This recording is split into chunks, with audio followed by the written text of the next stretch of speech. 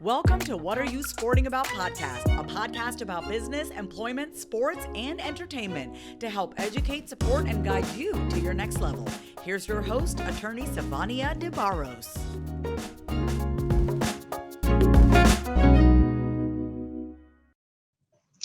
Hi there, Sivonnia DeBarros here, the protector of athletes, also the founder and principal attorney of the S.L. DeBarros Law Firm, where we represent 6- and 7-figure business owners and athletes in business. I'm so excited to have Mr. E.J. Cutliff, who's become a quick bro to me. Welcome to the show, man. Hey, what's up, sis? How are you? Nothing much. I'm doing good. I'm so glad that you were able to join me on the podcast. Since we first met through a mutual sports contact, we've been in touch ever since. And so before we start talking more about what you're doing currently for your podcast and everything else in sports, I want to give people a little bit of background on you. So for EJ, guys, he is a top ranking sports marketing leader who drives multi-millions in new revenue. Who don't need that? He's also delivered at least double-digit percentage growth in every sales position throughout his career. He is an expert in business sports marketing. He offers proven performance, discovering sponsorship opportunities to create campaigns that elevate your brand. So if you need that, make sure you hit him up. And on top of that, he specializes in creating strong relationships with major national. His reputation is for delivering custom, hard-hitting presentations to top decision makers. He amplifies client relationships by monitoring competitive industry trends to understand points of differentiation and new brand opportunities. He has an added value, or provides you with an added value, by bringing to the table something that he's well-versed in, present and emerging sales practices, as well as platforms of integrating across online and offline channels. Whew, honey, that's a mouthful because I have no idea about marketing. I do my best, but it is definitely not in my wheelhouse. So what got you into that field? Well, first of all, can you hear me there? Sorry about it. Well, first of all, thank you. And that is a lot, right? But in life we do a lot. So what first got me into that is, funny enough, I started my road down in the IT path, and I'm just not an IT person. You can't keep baby in the corner, man. So it just wasn't something for me. Just knowing that kind of what kind of brought us together. We all have a brand, and just really seeing that more and more as we, go through life. And I just really had a niche for it. So that's initially what got me in. And I just started seeing little things from the sports business side of things, and just how marketing and just how it just all came together. Wow, that's awesome. And we're going to dig a little bit more into that later. But I want to start off by asking you, what are you sporting about? Oh, I love that question. That makes sense, right? So what I am sporting about is the culture.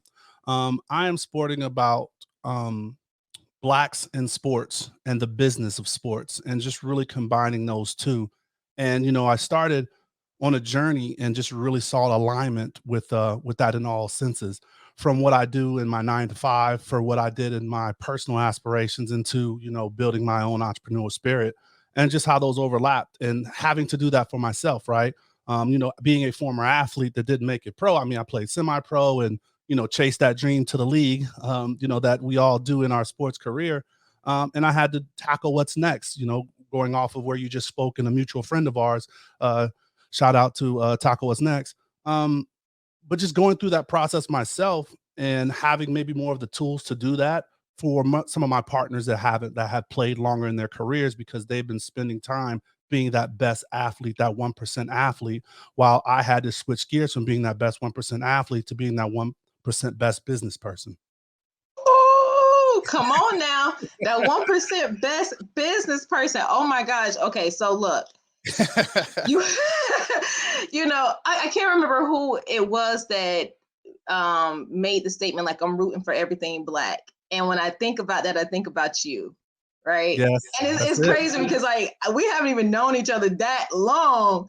But when you was like, I'm sporting for everything that is Black, you know what I'm saying? It's amazing, because we need more of that, and we need more support for Black everybody. Like, whatever industry you're in, we need it. And it's crazy because you see a lot of people making amazing strides in every industry, but when you really crunch the numbers, is almost non-existent, right? Correct. You know what I'm saying? Yeah. Like I even did some research on just Black attorneys, Black female attorneys.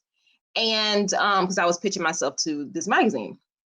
And I come to find out that the legal industry only has 1% of women attorneys, right? Now, if we're looking at like small firms or whatever, right? 1% of those attorneys are female attorneys. But then when we look at Black women associate attorneys, you're talking about 0.3, 0.4. And so, as many Black people as I know in my industry, it's still weird because it's like it feels like a lot, but it's not a lot. So we need more advocates like that. Yeah. So 100%. yeah, go ahead. So no, and you said rooting for everybody that's Black, man. Like that struck a chord with us, and that's actually the outro to our Black in Sports podcast. And it was Wale and Issa Rae that said it on the red carpet. So just a combination of them two, having that mindset, because Issa Rae's doing, phenomenal things.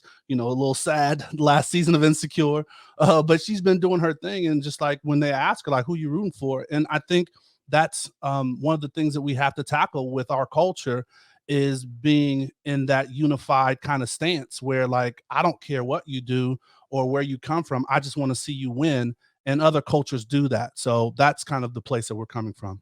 Yes, yes. Other cultures do that. And we could be here all day talking about why there's an issue or rift into the Black community. We all know where it stems from. I don't want to bring the vibe down. So we go keep it rolling. So look, so you have been so successful in the sports business marketing. I want you to just kind of like tell people a little bit more about who you've worked for, what you do, and how you were able to come into this particular field that has garnered so much success for you. Yeah. Not a direct path, right? And in life, we get frustrated with that because it's not, I guess one of the things that I've learned is I don't give my mentees advice. And I know one of my mentees is listening and he really hates it because I can't give you advice because your situation and my situation are different. I can tell you maybe what I've done in a situation such as yours. I can maybe give you maybe places to look for resources to make that ultimate decisions. But I really stopped giving giving that kind of feedback to some of my mentees. So to tell you my story, just to touch points on some of the places. So once I got to Vegas, we'll start with Vegas. I work for MGM Resorts International. So MGM Resorts is really, you think of just hospitality gaming. Then it became hospitality gaming nightlife, and then became hospitality gaming nightlife and entertainment, and then sports and entertainment synonymous, right? So Las Vegas has been really pushing to get a sports team for a while. When I was at MGM, some of the notable things is I opened T-Mobile Arena. So we opened that with the hopes of getting a team. I was on the starting 75 that helped push to get the hockey team here. So we did like petitions and put down deposit lists and stuff like that. So I was helping work on that. Opened up T-Mobile Arena. I was the AGM at Fresno State. Doing sponsorships, so learning just how the sponsorship deals and corporate deals work for a university. And then another just major one is I had the opportunity to work and sell out the Raiders Stadium here in Las Vegas. So those are some great opportunities, and taking that knowledge of working with corporate. I'm like, well, if I can sign 6-figure deals, I can help some of these athletes sign, $5,000, $1,000 deals. It does more movement for them and doing their camps or doing anything for their nonprofit. So that's where the first idea came from. Because like, if I'm comfortable asking for 6 figures, I can go ahead and get you $1,000, $2,000, $5,000 for your camp or for institution. Right. No, that makes a lot of sense. And, with a lot of these athletes who have camps as nonprofits, it's really, I think it's more profitable for the ones who are definitely pro, because every kid wants to be around a professional athlete. But and it's also a mechanism for you to kind of get rid of some of your expense, right? Because you can deduct a lot of stuff through your nonprofit. But what I've come to realize is that a lot of individuals who are in sports or think they want to create a nonprofit, they have no idea of how to make it a profitable nonprofit, because people think because the words precede and says nonprofit that you can't have any money, that you can't make any money. I want to say that again. Right. So no, that's really cool though. And you've done so much in the industry already. You've helped so many people. So I'm curious to know what has been you can give me a few examples if you want, but what has been one of the most challenging things you've encountered as an entrepreneur or in any position that you've worked in, and how were you able to overcome it? I would say the most challenging thing is being Black in sports. Um, when you look around, and I'm glad that you talked about that, and I'm glad that the 1% kind of struck a chord with you. But when you look at management and leaders, right? Because a lot of times, when you go through college and business school and all that stuff, it's like, oh, find a sponsor, get mentors and things like that. And my pool of mentors that I can choose from don't look like me. And I'm not saying that you shouldn't, because I also believe in a board of directors. I believe we all should have a board of directors. And if you know what a board of directors is, people with many skill sets. So, you should have your personal board of directors that you talk about finance, maybe career, life, whatever. But my list of board of directors or people that to sponsor me do not look like me. And that's tough when offering certain things about the dynamic and movement within inside the corporate stratosphere. So I think that's been the toughest challenge of navigating that. And then just the pressures that it comes once you grow up that ladder is because we all can't look out for each other, but we just feel the pressure that we can't. Yeah, and then we feel more pressure when you are, I'm going to say, the 1% in the Black community. Like you've gotten to a certain level of success, you feel the pressure then too, because then you feel like you owe it to everybody else to not screw this up, where you are only human. But I have to agree with you in terms of that mentorship. When I first became an attorney, the state bar has this program, you get legal education credits. So they match you with a mentor. Okay. And my mentor was this older white guy, and he seemed to be pretty cool, but there was a huge conflict, right? So there was a conflict in how he communicated with me and how I received the information. There was a conflict in how I understood what he was saying, because sometimes the way that he would speak to me, and it made me so uncomfortable, because it was like, you should know this already. Like, you've gone through law school. And anyone who, right, you go to graduate level or some doctorate program, they teach you the basics of what you need to know. Once you get into the real world, it's a different story. So some of the jargon that people may use in their industry is different. Some of the procedures or the process that they use is different. And so you can be so anxious around everything that's happening because you're trying to not only get caught up in a more confident way, you know what I'm saying? But you're still on the job learning. And so I could not continue with him because I almost felt as though I was being belittled and had that vibe in terms of the racial component, and it's hard to describe to some people because they don't really get it. You know what I'm saying? Yes. And the thing about it is, it's not intentional. It's not. It's just a thing. It's there. And like everything in life, we can't always put in a box or directly explain it. But I know what you're talking about. Right. And I know several others that deal, in this realm or been that 1% or been I just like this word, a minority in that situation, definitely understands that. Yeah, for sure. So I love the fact that there are Black professionals like you and I who are creating spaces for amazing voices to be heard, creating spaces for opportunities, creating spaces for collaboration, because it's something that we absolutely need. And when I met you and you were telling me about Black in Sports podcast, I'm like, dang, I feel like I'm over here. I don't have my stuff together. I'm like, that is so cool. So I want you to tell me about your podcast, which I've had the pleasure of being on, and you and your co-hosts are super mad cool. But tell me about how that came to be and some of the guests that you've had so far and what it is that you're trying to do with this podcast. Yeah, so Black in Sports started in 2019 as a thought, and just was working with having a voice. I think I started noticing early on that athletes were creating a voice for themselves, and athletes can do that. So we you've talked on one of your shows about like athletes, making moves, and you talk about like LeBron James and what he's doing with Spring Hill, and Kevin Durant also what he's doing in other forms, but he has a media platform. And then just what ESPN is doing with their Undisputed, which is giving more of a cultural view. And there's really not a voice for the business side of it. It's always springing from the athletes. And while I am still a former athlete, I'm not the athlete that I'm not the professional athlete, is where this voice is coming from.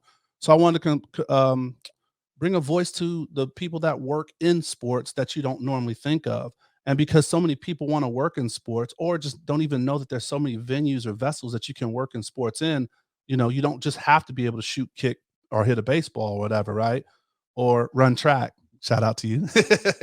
But and so started this journey on like, okay, what makes sense, right? So was it just me? And I was like, like I toot my own horn, I pat myself on the back, but I wanted some different opinions to flow. So then, I went through a couple people and I found, MH, right? So me and MH just really different opinions, but vibe on this overall goal of giving a platform and a voice. And then it was like, okay, are we going to be two talking heads? And then it just became like, what, interview. Like we talk about giving a platform, like let's give a platform. And we started right before the pandemic hit. Started in 2020 because like it took time of craft and we put care and thought into this. And I just definitely had an agenda of what I wanted to build and create. And we started off. We started off the beginning of the year. Pandemic hit. Definitely talking about pivotal points. I was afraid to call it Black in Sports. Why?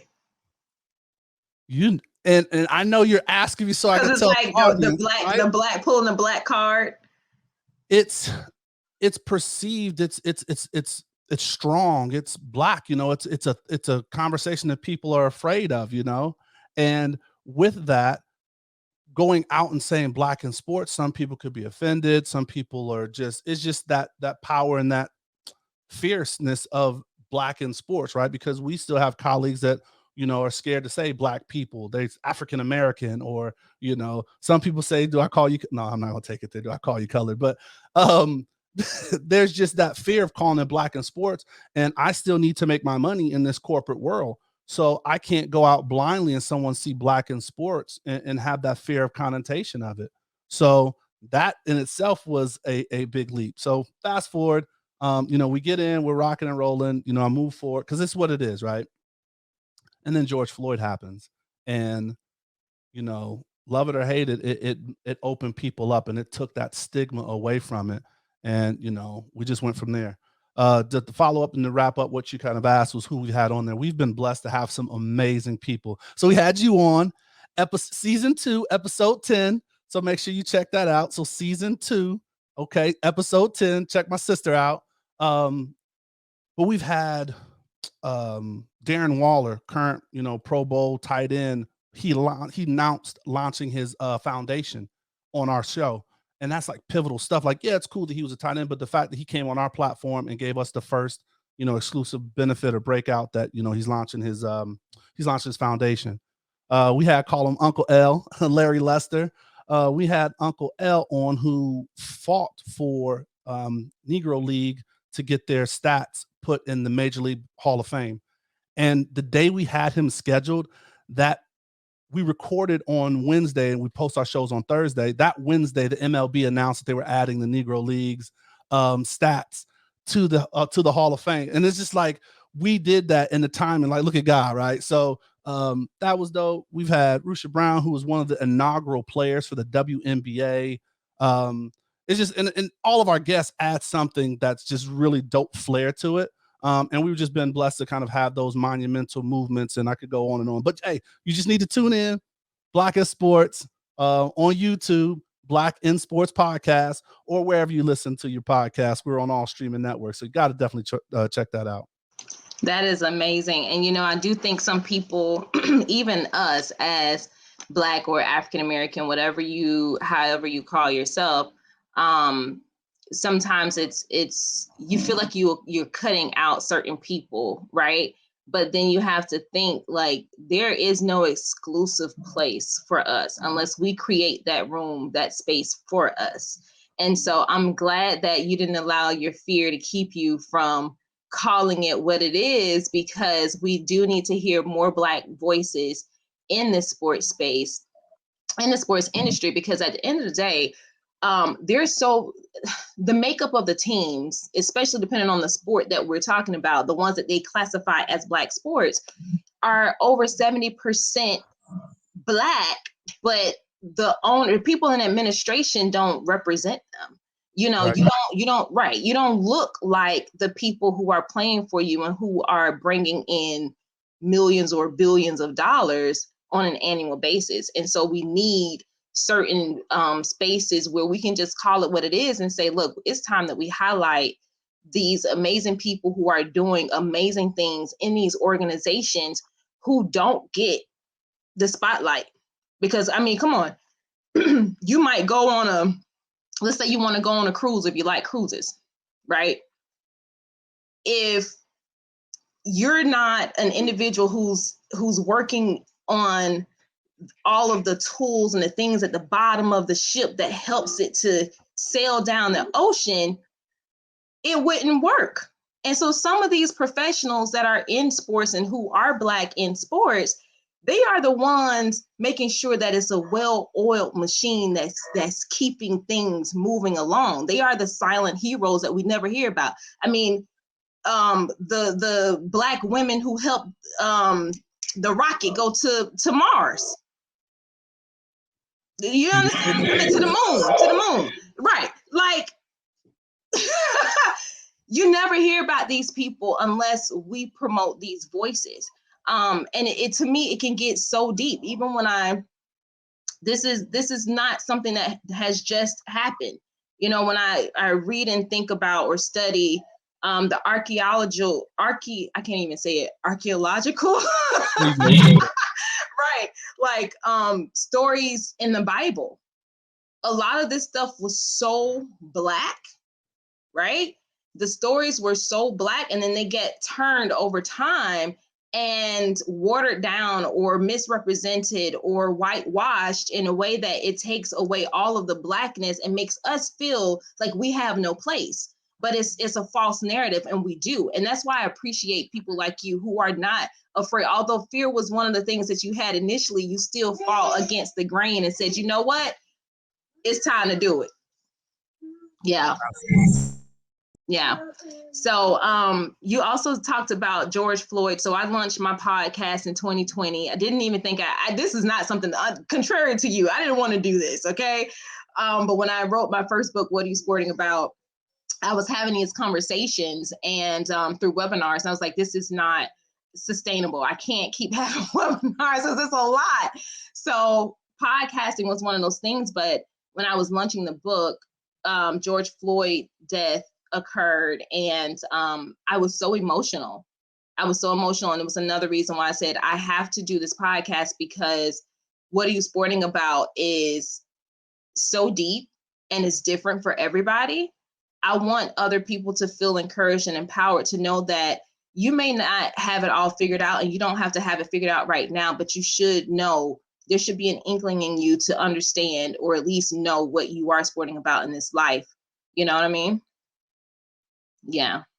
Makes sense. So yeah, for sure. So EJ, where can people find you and follow you? I know you talked about Black in sports, but where can people get connected with you at if they want to chat with you, figure out how to move around in this marketing space, sports marketing space? Because we definitely need more of us in that industry. No, 100%. And I know diverse representation, they do a great job of really building out with Black sports professionals, which I am the Las Vegas chapter president, is doing a really good job of partnering with these others. So like Minority of Sports and the Color of Sports, but diverse representation, they're doing a great job of championing and highlighting people that's more in your field as well. But the easiest way to get a hold of me is it's EJ Cutliff. So that's EJCUTLIFF as in Frank. I'm there everywhere. So just to keep it simple. So look me up on LinkedIn is probably the best way to get in touch with me. Because from there you can see LinkedIn, you can see Black in Sports, you can see Esoteric Sports Alliance, you can see Black Sports Professionals, and you can see what I'm up to currently. Yes, yes, sir. Well, I am so happy that I had a chance to chat with you today. Guys, make sure that you go to your favorite podcasting platform and download or sign up for What Are You Sporting About so you never miss an episode, because I want to make sure that I'm bringing individuals on this platform that can educate you, motivate you, and support you to your next level. But the only way to get that done is for you to take the first step. Subscribe.